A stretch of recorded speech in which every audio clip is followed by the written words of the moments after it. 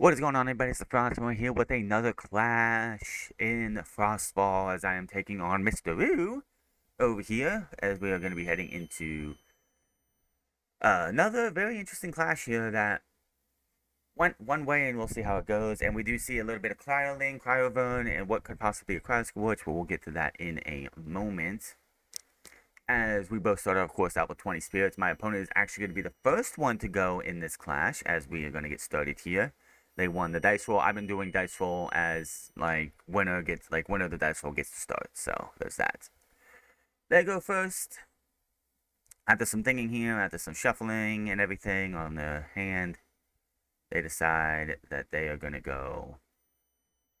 Which something else that needs to be taught about is that I see this a lot with casters and everything. Is that if you're on webcam, try and do your best to keep your hand away from the lens of the camera, because as you see in this video a lot, they continue to have it seen. So if you're sitting there and you're really paying attention, you can see what your opponent's hand is, and I try to prevent that. I try to warn people not to do that so they don't have a disadvantage. That's why when I play, you'll never see my cards except for maybe the bottom of the back side of it. But anyway, they're going to kick this thing off. They're going to grab 2 spirits here, a thunder and what else? A frost, and they're going to hit themselves up with a nectar of the gods, allowing you to draw 2 cards. Then they will go, and after some thinking, after some shuffling, I don't see all that, but okay. They decide, and I also give them the tip of keeping your spirits out of your spirits and your underworld as 2 different things, just because it makes collecting your cards later so much easier. Trust me. Looking through their hand, going for what they want, they are going to then grab a frost, and they're going to play Cryoling in defense position. Obviously, Cryoling, one of the newer Elestrals in the game. If you have a Cryoling, if you have 5 spirits, I believe it is, 5 frost spirits in your underworld, you must automatically ascend this Cryoling into a Cryovern, or it must be destroyed. So we're early on in the game, so that is not something they need to worry about. Right now, they have dropped 3 spirits already to start off the clash, so I'm at 20 and they're at 17. My turn, I draw, and immediately I decide I am going to play Valseries. Sorry for the lighting. Valseries, which of course gets boosted for every fire spirit on the field, so the one including under it makes it a 4 attack over 3. So right now, of course, I set 1 down as well. I destroy the Cryoling, and I end my turn. Spirit check currently right now is I am at 19. They are at 17. So coming up next, they draw, thinking about what they want to do. They aren't too keen on knowing what they want to do right now, so they ask about expending to draw. What happens there? Obviously, expend to draw is one of your actions you can do if you have absolutely nothing you can play after the first turn. Of course, you can mulligan first turn, but you have absolutely nothing you can play. You can expend to draw by expending 1 spirit, but then, unfortunately, you're unable to cast a new Elestral. So you are basically wide open. You are wide open for an attack, for anything that your opponent wants to do to you. So, making sure they know what spirits they have in there. Obviously, they're building Spirit deck right now to eventually get a Cryoling on the field to turn into Cryovern eventually. That's what they're hoping to do, is also get what they need for said spirits. Now, obviously, if they have a Keon in their hand, which I believe at this time they do, they could absolutely play Keon right now and get the Cryoling back. With how that works, but that is not what they're going to do. They expend the draw and end their turn. I have 19 spirits. They have 16. I draw, and then I go, well, you know what? I don't want them to have that spirit, that deck, that ruin. I don't know what it's going to be. In hindsight, with what's coming up, I kind of shouldn't have played that, because basically what it was a Chains of Prometheus, which I destroy with back row with Thunderstorm, which not too many people, I don't see too many people playing Thunderstorm. Thankfully I do. It destroys the back row, which turned out to be a Chains of Prometheus, which is a counter ruin, so wasn't as bad of a threat, thinking about it in hindsight, if I would have left that alone for now. But I play Astrabit in defense, getting to look at 3 cards on top of my hand, pick out one, and then on top of my deck, pick out one, and then put the last 2 back, and shuffle, shuffle, shuffle, and go from there. Obviously, without them having any back row, didn't mean to do that. Oh shoot, hold on. Didn't have any back row. I forgot I'm doing display capture. Never mind that. Not having any back row. They are down. I destroy. Let's see. Let me think for a second. They draw. I play Thunderstorm, destroy back row, which was changed to Prometheus. Then I play Astrabit in defense, get 1 card, putting the others back, shuffle. Then I pop them for 1 spirit because they were wide open with no back row, mind you, because I destroyed the back row, which turned out to be, as you see here, Chains of Prometheus, putting me down to 16 16 to their 15 spirits. Now, my opponent draws on turn 3. They set down 1. They play a Chilolato in defense position, which prevents up to 2 face-down ruins to be unable to cast while the Celestial is on the field. And they end their turn. Of course, we're trying to figure out... I misread at one time Chilolato, so I'm just trying to clear that up here. That's what's going on here. So basically, the back row I have right now is useless. Can't use it for nothing, as long as the Chilolato is in effect, dropping them to 14 spirits. I have 16 still, as they will, of course, end their turn. I draw, and immediately, very first thing, this is a very controversial, people like to see later, but Eruption for 3 spirits. So that drops them down to 11. And since I want to make sure that Counter Ruin cannot be used right here, right now, I decide, after I can find my next Thunder Spirit, I'm going to ascend Astrabit into the Mighty Sonic Core, which then in turn makes it so all Counter Ruins, including on my side and their side, cannot be used. So what they have, which we'll find out later, they cannot use, I'm able to then attack whenever I feel like, and not have to worry about counter prevention. So I was going to do something else, and then I'm like, nah, I'm not going to do it. And I decide I'm going to attack, destroying the Chilolato, and then I was able to take out 2 with the Sonic War, dropping them to 9 spirits while I'm at 13.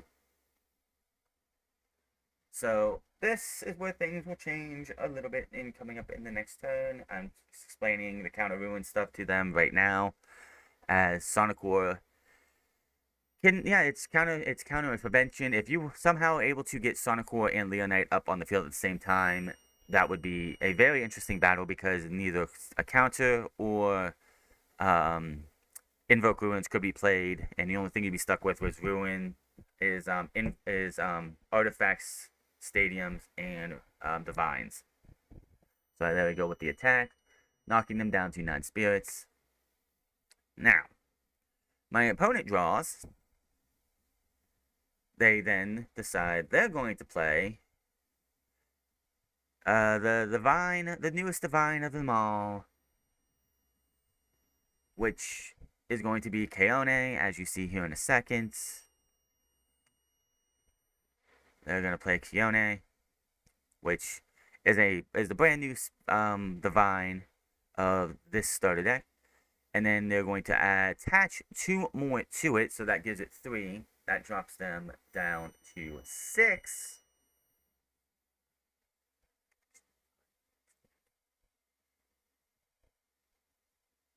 Yeah, they should be at 6 from this spot right here. Then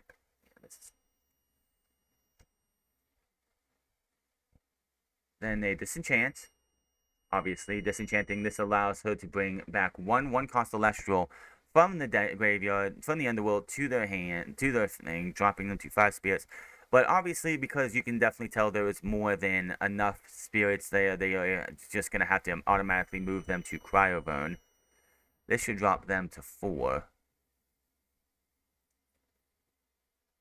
But then they play Ambrosia, which I'm pretty sure, and they didn't know this, and it's probably a good thing, but they didn't know this. Because they have 2 on Keone, they could have absolutely taken one of those spirits, used it for Ambrosia, I'm pretty sure about this, to boost them to 7 spirits instead of just being at 6 when they come out of this. But they went from 9 to 6 to 4, back up to 6 because of all that. So they're at 6 spirits right now with all of that. Being able to also bring out the Cryoburn.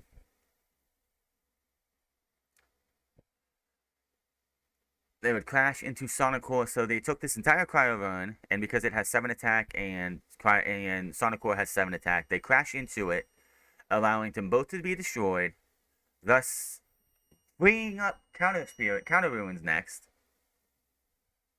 So now that Counter Ruins can now be played and all that, I go, my turn. I have 13 spirits, they have 6. I draw,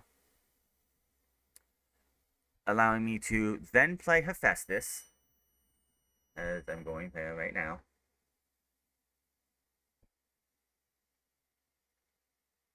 I then am able to attach 2 to it. Obviously, if I can happen to get a Kinleo, that's why I attach 2. I attach 2, obviously, to then disenchant 1, to then get the hammer, and of course you want that extra one and have Hephaestus on the field still, to possibly, I disenchant that one, to get the hammer out.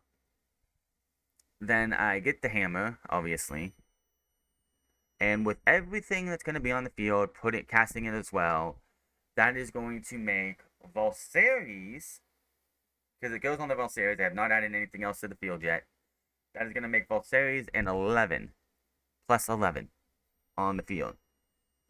But since I am very wary of what they could have, I do pass my turn. 8 spirits to me, 6 spirits for them. Because I don't know what that ruin is at this time. I've seen it in the video past. I know what it is now. We'll get to what it is in a minute. But I will definitely 1000%. I pass my turn to them. Opponent draws. Then they will once again, as you'll see, they do this again just because it makes the most sense. They do disenchant one more time to bring back the Cryoling and basically just get it in the Cryoburn. That's all they're doing here. You Cryoling, Cryoburn, that's all you do here. And because Volseres is at plus 11, they really can't do anything right now. And their strategy would be, of course, on the next turn to get Cryoscorch.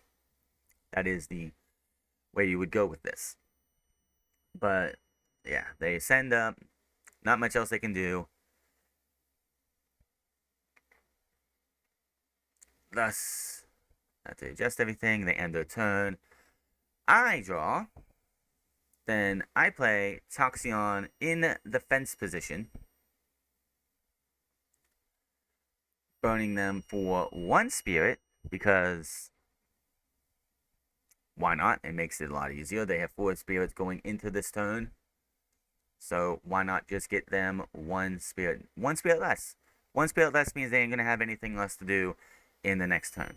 So I'm going to play that in the fence, burn them for 1, and then, just to make this a little bit more fun, I have no choice. Like, I have to get that that back ruin off the field, so I have to attack with Volseres, thus forcing them to play Tsunami,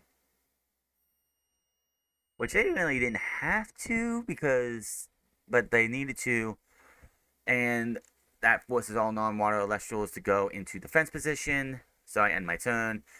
Spirit check, I have 8, they have 2. The opponent draws. They are about to ascend into Cryoscorch, but I decide that I'm not going to let that happen. I play Gorgon's Gaze immediately before they can even do anything. Little miscommunication here. They think they're going to get Cryoscorch and everything, but no, it's still Cryoburn. They thought that I had destroyed it, but that's not what Gorgon's Gaze does. stopping the ascension from happening. There's not much else they can really do there. So, thankfully for me, that was the best play I could do. They do set one, which really, if they wanted to, they could have still disenchanted from Keone, getting another Cryoling on the field. But because they only have one Cryoburn already in the graveyard, they can't do that again because it would just automatically be destroyed. Then I go with the best thing I can do. I draw. I hit Earthquake, knocking me down to 6 spirits. Not much else they can do. Oh, actually, I should be at 4 spirits. Yeah, because I used Working Gaze. I should be down at 4 spirits. Then I play another Toxicon, burning them for 1. They have nothing else they can really do. I attack them, clash over, I pick up the win with 4 spirits left in my spirit deck. The most spirits I think I've had for a win, of course, in a while. The biggest thing about my deck is that you have a very high spirit cost. You're not going to be having much spirits left at the end if you win. You're just pretty much going in there, throwing down the thunder and the lightning and trying to burn everything out. The lightning hits the ground, burns it all up, and you come down to like very few spirits left. I think this is the most I've had in a while. But that is another win for me right there. Hope you guys enjoy this clash. Hit that subscribe button, comment down below, like or dislike this video, and I will see you guys on the next clash. Until then, my name is Franz, and I'll see you guys later.